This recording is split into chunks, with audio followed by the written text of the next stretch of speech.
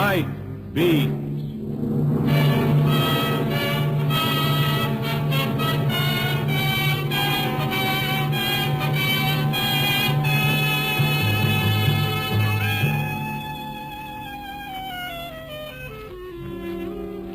Hi, this is Randy Stone. I cover the Nightbeat for the Chicago Star, which is as good a way of making a buck as any if you like walking and nobody's hiring mailmen.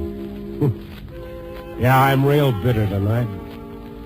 It all began with a column I wrote, a few months ago, about a fire in a little nightclub over on the north side and the panic that followed. Afterwards, I couldn't get that panic out of my system. Human beings reduced to the level of animals. All I had to do was walk calmly out of the building, but no, they tore and smashed and clubbed and clawed, not caring about anything but their own precious skin. And so 3 people were trampled to death. It griped me, and I wrote in my column that we were all a lot closer to the jungle than we realized when human beings could act so vile and so ugly in the face of fear. A couple of hours later, the galley sheet of the column was tossed on my desk, and, as usual, the proofreader had found a dozen mistakes in my spelling. But something else was added. Across the story was written, "Too bad the human race doesn't come up to your standards. Signed, Fraser." I don't know, maybe I was feeling a little bad about the column myself, but it kind of got under my skin. I put in a call to the proofreader's desk to have Mr. Fraser drop around. I'd hardly hung up the phone when a little dame about 70 years old, 5 feet tall but hard as nails, came down the aisle. Pencils sticking out everywhere from her gray hair and her celluloid eyeshade firmly in place. Mr. Fraser's been dead for 38 years, but if you don't mind talking to his widow... Now, sit down. I just called you over to punch you in the nose. Oh, you want to do it here, or should we go down to the alley?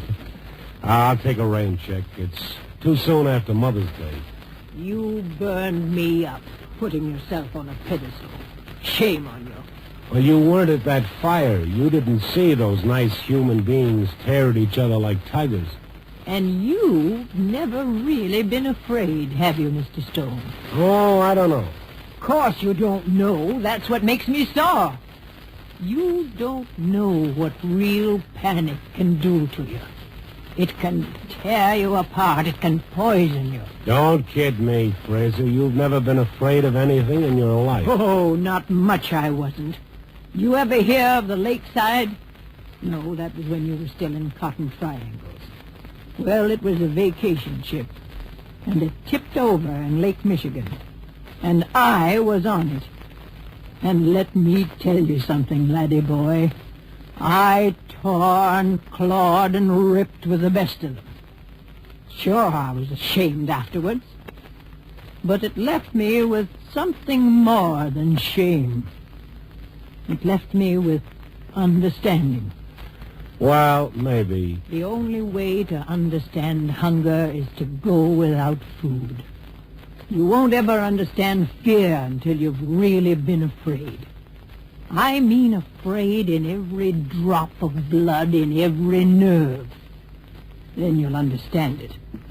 And maybe you'll climb down off that pedestal. Now, is there anything else you wanted to say to me? No, but thanks for letting me talk myself out. Okay. See you around. Oh, and another thing. Yeah. You spell like a 2-year-old. I before E except after C. Will you please remember that?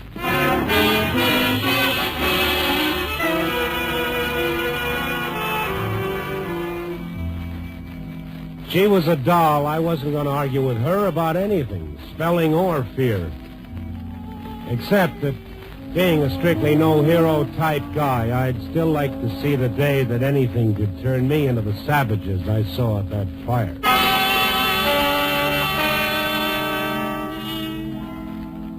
And that was the end of it. For a few months, anyhow. Until I got the letter. This letter was on top of the pile. Nothing unusual about the envelope. No return address. Postmark, Winona, Illinois. Dear Mr. Stone, I am mailing this letter so that you will receive it on May 24th. It is important that you receive it then, because after that you would not receive it at all. You see, sometime between the evening of May 24th and the following morning, I am going to kill you. Oh, anonymous. Well, yeah, that figures. Going to kill you. I realize you will instantly decide that I am a harmless crackpot. Oh, instantly, brother, instantly. And I am counting on that to keep you from going to the police. Let me assure you that I have no motive for killing you. I know you only through your newspaper column, and you know me not at all. But then what motive has the hunter of the fox beyond the excitement of the kill itself? Brother. I selected you as my victim because as you walk the city at night, you make a very excellent target. And also because, obviously, from your writings, you are an intelligent man. Well, flattery's going to get this kid nowhere. I am writing you about my plans because I want you to spend every second constantly on guard. I want you to wonder about your fate, wonder when it will happen, and how. A knife, a gun, poison. Whatever way I choose, I assure you, I will trap you in a most unusual fashion. Well, thank you and good night.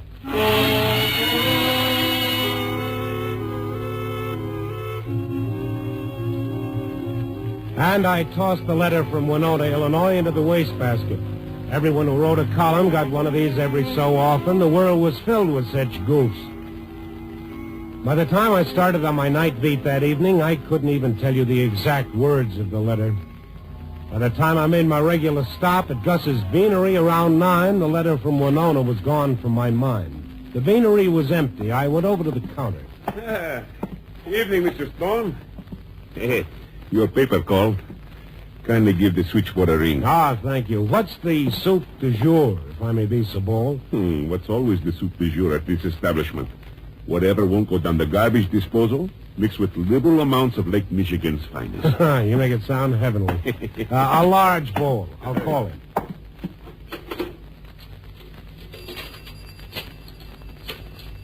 As I dialed the paper, I idly watched the seedy little character push his face against the restaurant's plate glass window and then come slowly into the place, shuffling uncertainly.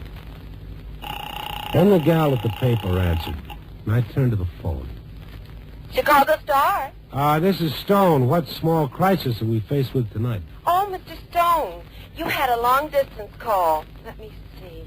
Here it is, from somebody in Winona, Illinois. That letter. You say something? No, go on. Well, the party seems terribly anxious to reach you. He left a number to call in Winona, said if he didn't hear from you within an hour, he was coming into the city to find you. That was almost 2 hours ago. Did he leave his name? No, just a phone number, 1836. But like I said, he called 2 hours ago, and he said that if... Yeah, I know. Well, you might try him, though. He really seems desperate to find you. Oh, well, good for him. Thanks, kid.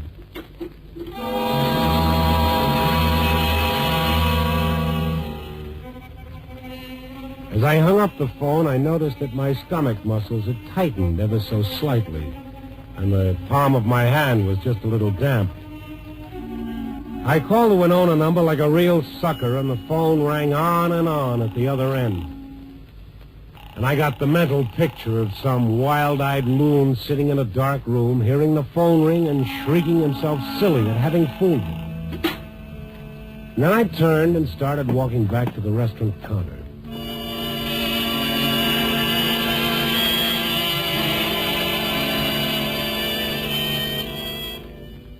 I noted that the seedy little character who'd come in while I was on the phone, with every seat in the restaurant empty, had chosen the seat next to mine.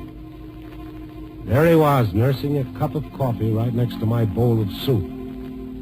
I kind of smiled inwardly at the odd little feeling that gripped my knees for an instant and was gone. I sat down beside him, looking at his reflection in the long mirror behind the counter. A watery-eyed, moth-eaten little character in a frayed coat. I salted my soup, reached for the spoon, and then I realized humorously that the feeling that had been in my knees was now in my wrists. Well, let's face it, Randy, old boy, old kid, old top, this is undoubtedly the killer, and he has unquestionably spilled strychnine into your soup. I grinned to myself, wondering why the grin kind of caused my lips to ache. And then I dipped my spoon into the soup. Only, you know, it was a little funny how he'd chosen the seat next to mine, with a whole restaurant at his disposal. The spoon of soup was on its way to my lips, and that odd feeling had now settled in my elbow. Ah, knock it off, I thought. Act your age. You're a big boy, Randy. Drink the soup. But it was an amusing thought. I mean, Winona was only 40 miles from Chicago, and he would have had time to get here by now. Ah, the soup, kid, yeah. Well, the soup had reached my lips, and my eyes automatically went to the big mirror. He was staring straight at me, expectantly. I put the spoon down. Gus, come over here, will you? Sure. What can I do for you, Mr. Stone? My soup got cold. How about another bowl? Sure thing. It's a break for the cat. Oh, no, not the cat. Huh? Why not the cat, friend? I'm sorry. Forgive me. I'll be going. Now, 1 second. Why not the cat? Fine soup like that? I sure wouldn't mind if the soup wasn't so warm. Why? That bowl of soup. You were away. It blew me like a magnet. It became the most wonderful thing in the world, sitting next to it, inhaling its spicy aroma. Oh, it's frightening how one's values change. It's very frightening. I'll be going now. No, wait a minute. The soup is fine for me, Gus. Serve this gentleman the hot bowl and see what else he'll have. Sure, Mr. Stone. I always made my own way. Sometimes everything gets out of hand. But really, I don't want charity. Well, take my word for it, sir. I owe it to you.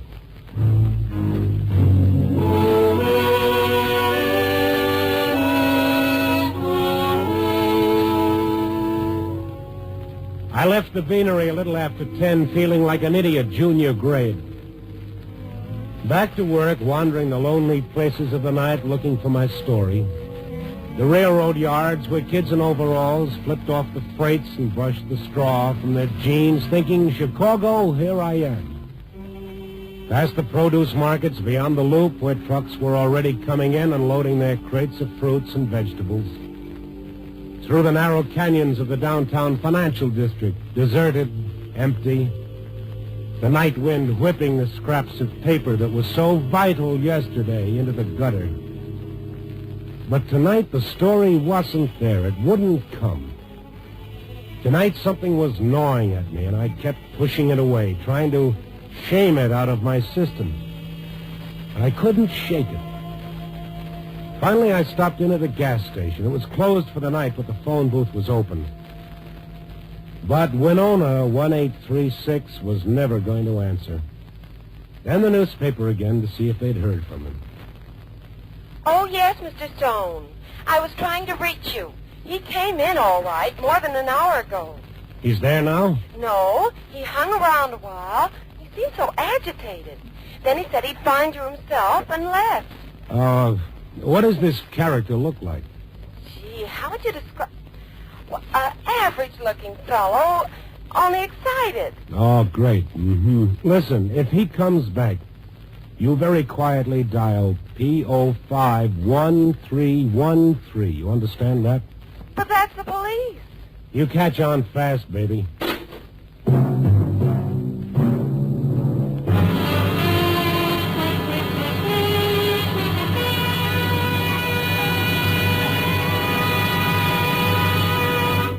NBC is bringing you Nightbeat, starring Frank Lovejoy as Randy Stone.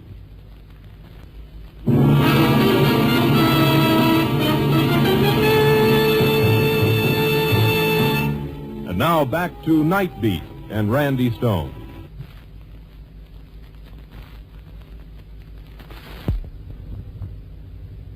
After the gal on the switchboard had told me that my chum from Winona was now in town, I stayed in the phone booth in the deserted little gas station to call the police. A crazy man somewhere in the dark city looking for me. No, I wasn't having any.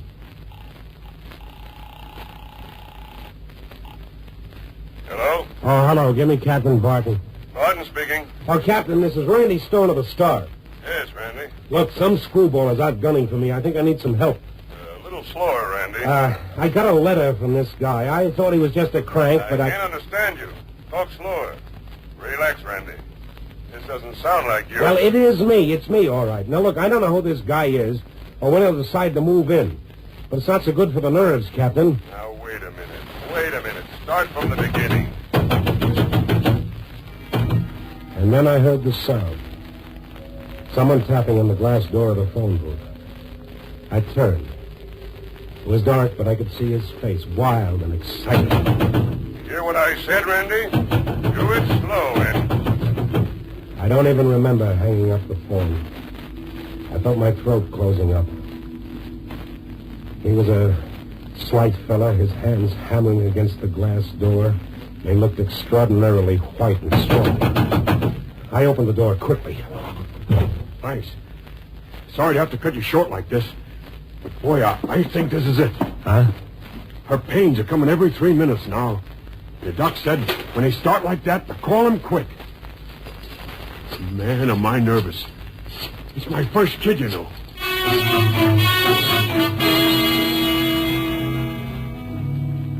He was nervous. I started walking fast, trying to find a cab, so that I could get to the police station and make that lughead Barton understand what was happening. Only none of the cabbies ever bothered with this neighborhood this late at night. Warehouses, small factories, lofts, everything shuttered up for the night. 100 times I'd walked this street without ever realizing how completely lonely it was. A figure was coming the other way. Without even thinking, I crossed the street to the other side. And the figure went on. Now I wasn't wasting any time telling myself what a dope I was. I wanted to get to that police station fast. There were no cabs, but a block ahead was a subway entrance. I hurried toward it, all my nerves jangling. I figured maybe a cigarette might make me calm down.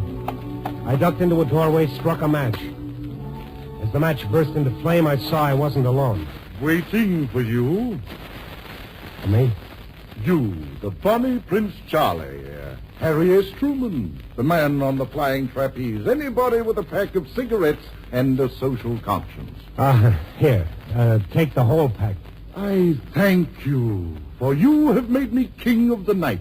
Now, till dawn, I will stand here and let the galaxies entertain me. Sagittarius, the Pleiades, Perseus, the tiny North Star, dancing all of them to the music of our thrashing earth. Oh, fine, great, thanks. See you around.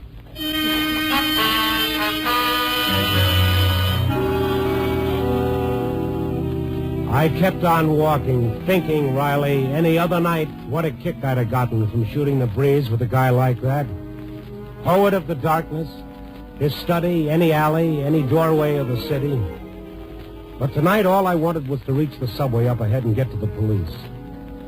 And then I was standing before the subway entrance. But it was dark, and across the entrance was the sign, closed after 10 p.m., Fullerton Station open. Fullerton Station, that was 4 blocks across town. Everything was against me tonight. The whole city was against me, every building and every street. For the first time in my life, it was all strange. I hated it.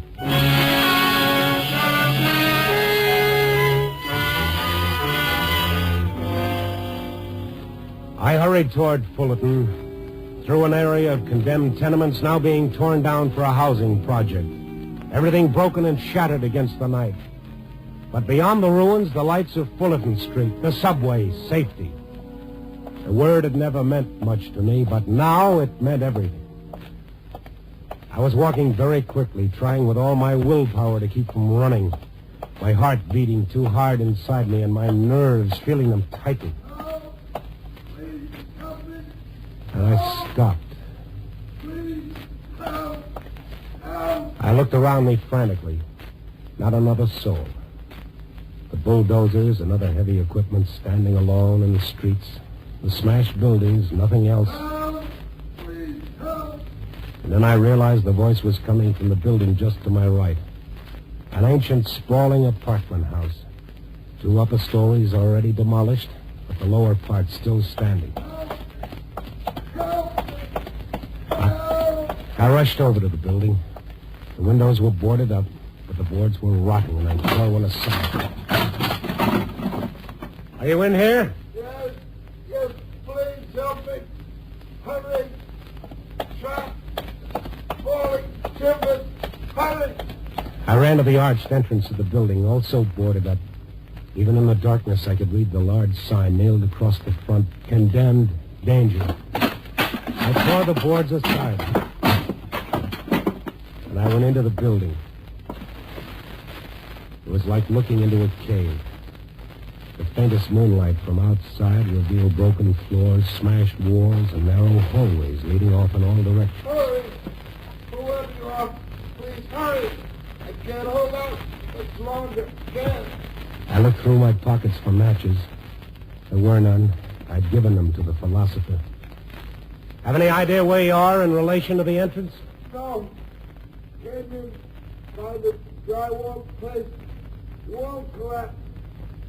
Look, fella, I can't find you in the dark. I'll go for help. No, please don't leave me alone. Can't hold out much longer. Timbers. Getting me down. Don't leave me. All right, but keep talking. I'll try to follow your voice. You tell me if my footsteps seem to be getting closer. Yes, I will. Thank you. I went down what had apparently been the main hallway. Rooms arched off in every direction. I stumbled. I crashed through rotting floors trying to reach it. Put to sleep. Empty room after empty room. Some dimly lit by the moon, most of them in deep, suffocating darkness. Keep talking. Your voice sounds closer. Okay, yes. You seem closer to me. I'd gone down at least half the length of the building. Once I looked back, and the front door seemed so far off now. It gave me a strange feeling. Think really supposed to tricks on you, don't you? You never know when it's going to catch up to you. How or where. Mister, why did you stop? Why did you say that? What? I don't get you. You never know when fate will catch up to you. How or where. That's what the letter said. What letter? Mister, what are you talking about? You step on it, Mister. Hurry. How long have you been here? Oh, Answer me. hours. Why didn't somebody else find you? Why did you wait for me? Mister, can't answer questions. Get out. Come on, will you? But I couldn't move. The blackness seemed to close me in. I started having trouble breathing. Come on. You're close now. Close, yes. His voice seemed to be right ahead of me. Come on. Or behind me. Come on. Where was it? Was he waiting for me there in the darkness, waiting to spring at me, a gun in his hand or a knife? Come on. What are you doing? Hurry. His voice didn't sound right. It didn't sound right. He was only pretending to be hurt. He wasn't hurt at all. Oh, no, stop it, Randy. Get a control of yourself. You gotta help him. But no, I couldn't move. My legs had turned to stone. I couldn't budge them. Hurry. Hurry. Completely at his mercy, this crazed man. I'll trap you in a most interesting way. What was that? I thought I heard a movement. He was coming for me through the darkness. I had to get away. I had to get away.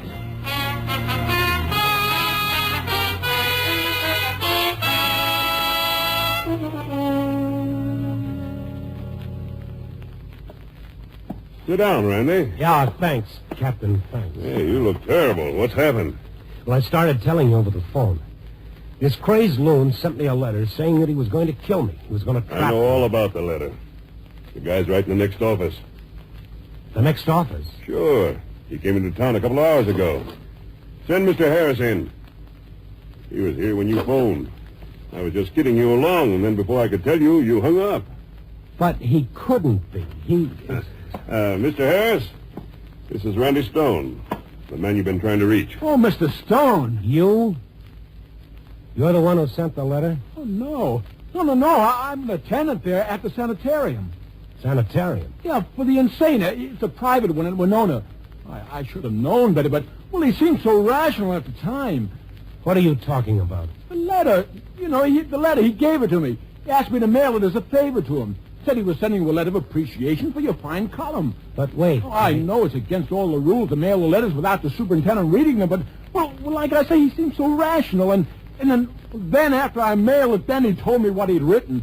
Well, that's why I've been trying so desperately to reach you, because I could get fired if it ever came out that I... You mean he's up in Winona, locked up? Oh, sure. Sure, you don't have to worry about that. Captain, get a car, and for God's sake, hurry.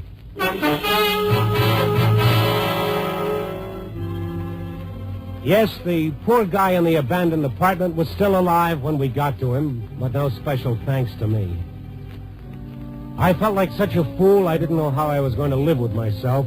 And then I remembered somebody. And even if it was just a little after 3 in the morning, I went calling. When she saw who it was, she reached for a coffee pot to bang me on the head, but when I told her about tonight, well, she added water and put the coffee pot over a high flame instead. So you had to wake me up to tell me what a bum you are, huh? Yeah, no different from the others. Clawing, tearing. And just why should you be different, lover boy? You a special design or something? After the Lord finished with you, he threw away the pattern? Okay. Don't you get it yet, brain? We're all in the same jungle. And fear is what keeps us there. And the only way we're ever going to get out is hand in hand. Well, that sounds great, but what about me? How do you ever get over feeling like a worm? Oh, there's a way. I'll give you some of this poisonous brew, and then I'll whisper the secret into your little pink ear.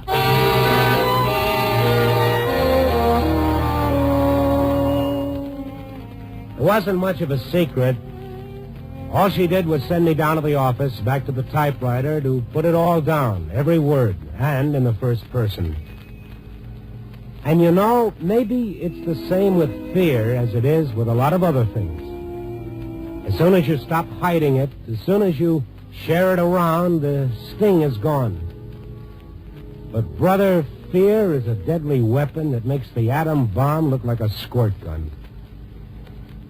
Maybe the day we all stop being afraid, maybe that's the day the new world they all talk about will officially begin.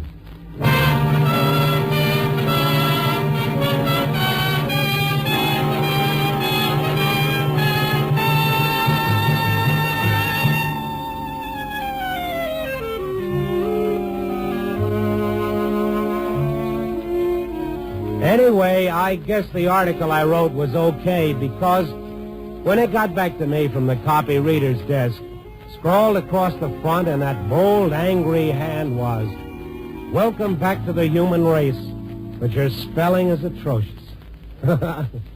Okay, Fraser, I love you too. Copy, boy.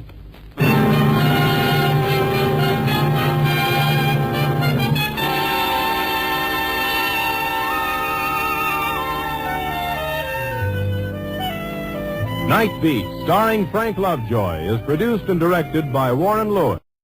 This is NBC, the national broadcasting company.